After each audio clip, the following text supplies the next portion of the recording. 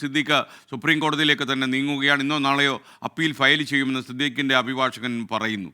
മാത്രമല്ല അതിനുശേഷമേ കേടങ്ങളിനെ കുറിച്ചൊക്കെ ആലോചിക്കുമെന്നാണ് ഇപ്പോൾ ലഭിക്കുന്ന വിവരം. കൂടുതൽ വിശദാംശങ്ങളുമായി ശ്രീകാന്ത് കൊച്ചിയിൽ നിന്ന് ചേരുന്നു. ശ്രീകാന്ത്, വിവരങ്ങൾ.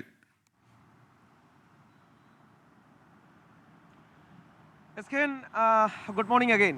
ഈ അഭിഭാഷകനുമായി നമുക്കൊന്ന് ഒരല്പസമയം സംസാരിക്കാൻ സാധിച്ചു. അദ്ദേഹത്തോട് ചോദിച്ച ഘട്ടത്തിൽ പറഞ്ഞത് സുപ്രീം കോടതിയിലേക്ക് തന്നെ പോകും എന്ന് ഉറപ്പിച്ച് ഇപ്പോൾ പറയുന്നുണ്ട്. ഇന്നലെയും അർദ്ധരാത്രിയിലും നമ്മൾ വിളിക്കുമ്പോൾ അക്കാര്യത്തിൽ ഒരു ആശയക്കുഴപ്പം അവർക്ക് നിലനിന്നിരുന്നു എന്നുള്ളതാണ് വസ്തുത.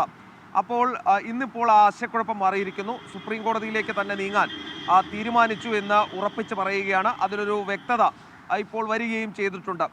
ആര് ഹാജരാകും അവിടെ എന്ന് സംബന്ധിച്ച് തീരുമാനമെടുത്തിട്ടില്ല എന്നാണ് പറയുന്നത്. മുകുൾ റോത്തഗിയെ പോലെയുള്ളവർ ഹാജരാകും എന്ന വാർത്തകൾ വന്നിരുന്നു. പക്ഷേ അക്കാര്യത്തിൽ തീരുമാനമായിട്ടില്ല. ഹർജി ഡ്രാഫ്റ്റ് ചെയ്തിട്ടുണ്ട്, അത് ഫയൽ ചെയ്യും എന്നറിയിക്കുന്നുണ്ട്.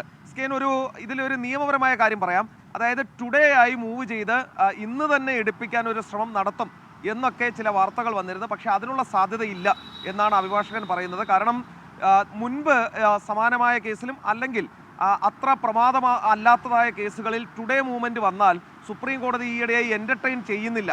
ഇതിനെന്താണ് ഇത്ര വലിയ പ്രത്യേകത, അത് സാധാരണ രീതിയിൽ വരൂ എന്ന് പറഞ്ഞ് മടക്കാറാണ് പതിവ്. അങ്ങനെ ഇത് ടുഡേ മൂവ് ചെയ്ത് സാധാരണഗതിയിൽ വരാൻ പറഞ്ഞ് മടക്കിയാൽ അതൊരു തിരിച്ചടിയായി മാറും എന്ന് കണ്ടാണ് ഇന്നോ നാളെയോ ആയി സാധാരണഗതിയിൽ ഫയൽ ചെയ്ത് ഇത് മുൻകൂർ ജാമ്യ ഹർജി അപ്പീൽ അത് കോടതിയെ കൊണ്ട് എടുപ്പിക്കാൻ നീക്കം നടത്തുന്നത്. മുതിർന്ന അഭിഭാഷകൻ തന്നെ ഹാജരാകും, പക്ഷെ അത് ആരാകും എന്നുള്ളത് തീരുമാനിച്ചിട്ടില്ല എന്നും അറിയിക്കുന്നു. കീഴടങ്ങൽ ഉൾപ്പെടെയുള്ള കാര്യങ്ങളെക്കുറിച്ച് പിന്നീട് മാത്രമേ ആലോചിക്കൂ എന്നാണ് അഭിഭാഷകൻ പറയുകയും ചെയ്യുന്നത്. തൽക്കാലം വിവരങ്ങൾ നൽകിയത്.